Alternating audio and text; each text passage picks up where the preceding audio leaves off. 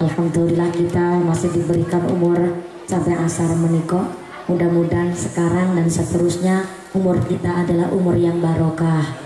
Duduk kita adalah duduk yang membawa manfaat. Amin Allahumma. Inna sholata kanat 'alal mu'minina kitaban mawquta. Salat adalah kewajiban setiap mukmin yang telah ditentukan waktunya. Maka salatnya wajib, ngajinya wajib, menjalankan wajib, tapi menyepelekan yang wajib itu juga salah dan tidak dibenarkan oleh agama. Maka karena kita sudah mendengar suara azan asar, maka mangga panjenengan sadayana niat sholat asar sekarang di dalam hati. Mangga.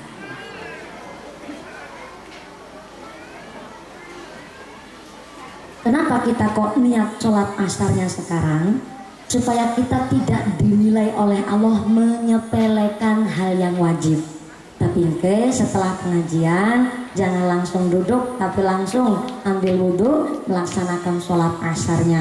Untuk apa? Yaitu tadi supaya kita tidak dinilai oleh Allah menyepelekan hal yang wajib. Mengingat dulu Pak, ada sejarah di zamannya sahabat Umar bin Khattab. Ada seorang manusia meninggal dunia, wafat, maut, mati, meninggal dunia. Kemudian di rumah persis kayak mayit zaman sekarang Pak. Dimandikan, diulesi, di kain kafani, di talian, terus dimasukkan ke dalam kasuraga. Di tempat saya Proya, keranda itu kasuraga. Kasur artinya tempat, raga itu badan. Jadi kasuraga adalah tempat untuk badan yang udah nggak ada nyawanya. Kalau nggak salah orang Sunda nyebutnya pasaran. Mohon. Orang Tegal, Brebes, Pemalang, Pekalongan nyebutnya katil. Orang Kebumen Kulon nyebutnya bandosan. Di Kebumen Wetan, Prembun nyebutnya andan-andan. Di daerah orang Jawa Timuran nyebutnya benduso. Tapi kalau di tempat saya Kasuraga, tapi ada nih yang Karangpucung perbatasan Salem kalau nggak salah. Salem apa Bantar Kawung ya? Di Karangpucung yang perbatasan Bantar Kawung ada yang nyebutnya Kurung Batang. Ada ya? Di sini nyebutnya Kurung Batang apa? Pasaran. Oh, berarti orang Sunda kabeh di sini, betul-betul orang Sunda. Ayat mayit jenazah zamannya sahabat Umar bin Khattab. Ternyata jenazah ini setelah sudah dibungkus di kain kafani, dia dimasukkan ke dalam pasaran. Setelah dimasukkan ke pasaran, hendak disolati, ternyata tiba-tiba pasarannya itu obah, orak banter banget Bu. Dipikirnya oleh orang yang mau nyolatin, wah ini mayit hidup lagi nih. Karena khawatir Bu sampai hidup lagi, dibukalah eta pasaran. Setelah dibuka, apa yang terjadi saudara-saudara? Kok malah gol? Emang mayitnya bal-balan. Barang dibuka eta pasarana, ternyata betul Pak, itu jenazah lagi uget-uget begini pundaknya. Ulah geger yang mau nyolatin, akhirnya pada membuka itu kain kafan. Setelah kain kafannya dibuka, ternyata di dalam kain kafan aya orai gede pisan lagi ngelilit badannya itu jenazah. Orai ula-ula. Ini nyebutnya orai apa ula? Ula. Ayah ula gede pisan lagi ngelilit badannya itu jenazah. Akhirnya pada berlari cari gebug. What is a gebug? Gebug is a pentung. You know pentung? Pokoknya kegebug. Gegebug. Pada nyepeng ambil gegebug. Ambil pentungan. Setelah mau mentung itu ula, ternyata si ula bisa ngomong kayak manusia. Manusia, lulu pada mau ngebukin gue, emang gue salah apa sama lulu pada? Wih, ternyata ulane ula Jakarta. Kaget yang mau pada mentungin. Masya Allah lah ula, kok sampai bisa ngomong kayak manusia? Iya. Karena saya ulah bukan sembarang ulah, saya ulah utusan Gusti Allah. Allah mengutus saya untuk ngagigit ia mayit, sebab mayit ini waktu lagi hidupnya di dunia dengar adzan tapi males-malesan nggak mau sholat. dengar azan tapi dia nggak langsung melaksanakan sholat, maka saya diutus oleh Allah untuk ngagigit ya mayit sampai datangnya hari kiamat. Jadi saha orang sidahayu sadahayu orang sadahayu dengar azan tapi males-malesan nggak mau langsung melaksanakan sholat, besok matina gigit orai gede pisan. Nah, ngomong-ngomong jam sabarah takut digigit orai Bu, ya nggak ikut campur. Makanya tadi saya sudah sampaikan pengajian begini kan nggak tiap harinya Bu. Nah karena nggak tiap hari, kita ini bukan malas-malasan untuk meninggalkan sholat itu, tidak, tapi sebab ayah hajat. Maka tadi Anda sudah niat sholat asar, mudah-mudahan nanti setelah uih ke bumi tak ayah halangan suatu apapun, bisa langsung melaksanakan kewajibannya. Mudah-mudahan segala dosa kita dipun hampura oleh Gusti Allah. Amin Allahumma. Salil Quran, baca Al-Quran, kita ditegur sama Allah. Ditegur bagaimana? Waqad nazzala 'alaikum fil kitabi an idza sami'tum ayatillah yukfaru biha wa yustaza'u biha fala taq'udu ma'ahum hatta ya'udzu fi haditsin ghairihi innahum idzan mithluhum. Artinya Allah memberikan Al-Quran kepada manusia sebagai kekuatan. Maka kalau panjenengan mendengar bahkan melihat langsung ada orang yang menghina Al-Quran, maka jangan sampai kita duduk bersama mereka. Kalau kita sampai duduk bareng sama mereka orang, maka berarti kita golongan yang sama dengan orang-orang yang menghina Al-Quran. Caha orang menghina Al-Quran, dia baca Quran tuh agamanya Islam. Wa'tasimu bihablillahi jami'an wala tafarraqu, berpegang teguhlah kalian kepada tali agama Allah dan janganlah kalian bercerai-berai.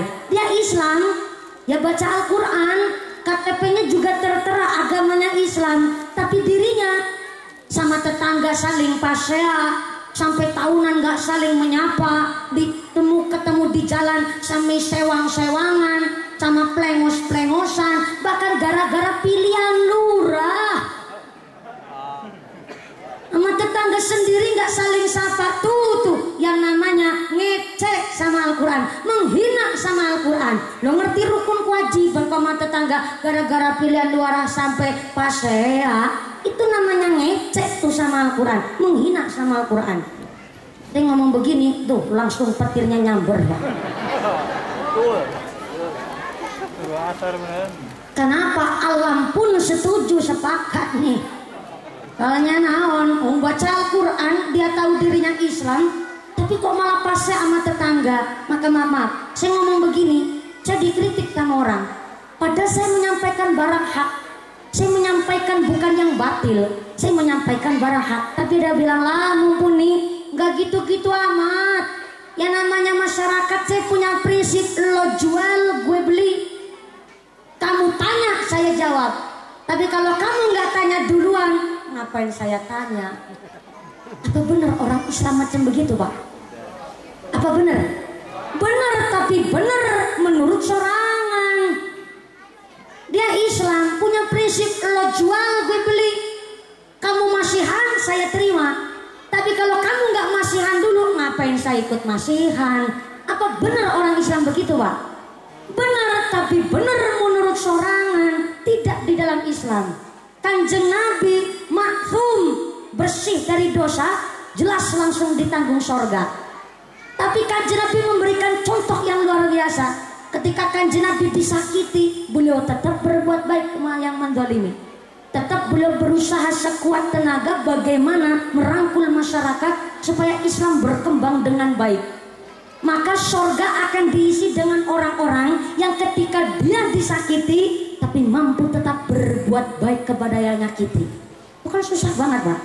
Makanya ada orang masuk sorga pakai jalur VVIP Pak. Mantep banget tuh.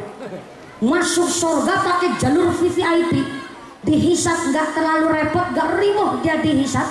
Bahkan masuk sorganya pakai jalur yang dirahmati Allah. Rahmat itu artinya kasih sayang. Apa itu? Tu'ti man haromaka, memberi sama orang yang gak pernah memberi. Dia disakiti, tapi tetap dia mampu menyapa, ngerangkul, bahkan mendoakan yang baik-baik sama yang menyakiti. Tuh, surga akan diisi pakai jalur rahmatnya Allah dengan orang-orang yang mampu memberi sama orang yang gak pernah memberi, disakiti tapi tetap berbuat baik kepada yang berbuat zalim. Masya Allah. Angel. What is a angel? Bahasa Sundanya angel naon? Ese. Ese. Makanya kalau bilang nu jelas ibu, saya lagi belajar nih. Ese. Ese. Tapi kalau hese, kalau tanpa hak nggak boleh. Itu kasar. Taruh, nggak sopan. Oh, apa artinya itu kalau nggak pakai hak?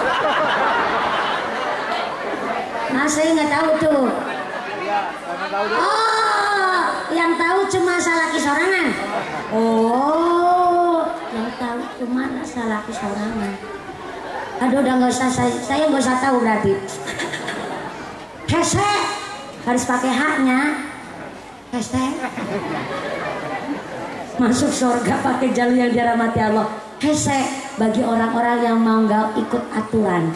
Aturannya Kanjeng Nabi kalau kepingin masuk surga pakai jalur rahmatnya Allah, mampu memberi sama orang yang nggak pernah memberi, mampu memaafkan orang yang berbuat zalim sebelum mereka minta maaf udah kita hampura terlebih dahulu. Loh, itu kan hese pisan Pak. Tapi mampu, Masya Allah, dia kelak masuk surganya pakai jalur rahmatnya Allah. Gak cuman hanya dari ibadahnya, tapi jalur yang dirahmati oleh Allah, masuknya pakai jalur VVIP. Maka baca Quran dia baca Islam pula. Wa ahalallahul bai'a wa harama riba. Allah menghalalkan dagang tapi Allah mengharamkan riba. Dia Islam, tapi malah jadi rentenir. Ngerolas na duit, manak-manak na duit. Itu namanya ngecek sama Al-Quran, menghina sama Al-Quran. Padahal dia baca Al-Quran, tahu riba itu dosa besar, tapi tetap jadi rentenir. Di sini ayah orang macam begitu. Ayah, mana orangnya? Oh nggak ada. Alhamdulillah. Tadi ada yang bilang ayah. Sayanya, alhamdulillah di sini rezekinya bersih kabeh, rezekinya halal kabeh, moga-moga barokah kabeh. Maka udah baca Quran, mari kita amalkan dengan cara kita menjadi orang yang tahlil Quran biar dirindukan oleh surga dan mampu dan pantas masuk surga bareng-bareng. Amin Allahumma. Yang kedua, hafizil lisan. Ternyata surga rindu, surga kangen kepada orang yang mampu menjaga lisannya. Hafizil lisan.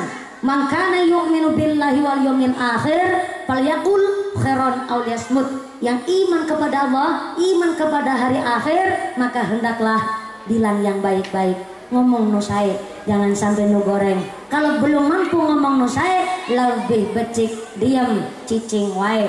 Alhamdulillah parantos garimis ya Bu. Ini ada amaliah ketika kita kedatangan hujan. Yang pertama, ulah ngarsula, ulah ngeluh, nggak boleh ngeluh. Justru ketika kerawan hujan, monggo panjenengan cari lokasi nu tae Ibu. Ayah ini merapat di terasna warga sekitar, insya Allah ayah. Sebenarnya di Masjid Al Munawwarah juga masih banyak lokasi. Ketika kerawan hujan, yang pertama kita tidak boleh mengeluh, tapi kita dianjurkan untuk berdoa. Salah satu doa ketika kita turun hujan adalah Bismillahirrahmanirrahim. Allahumma shayyiban nafi'an. Saya ulang, Allahumma shayyiban nafi'an. Gampangnya doanya Ibu, mangga sareng-sareng. Bismillahirrahmanirrahim.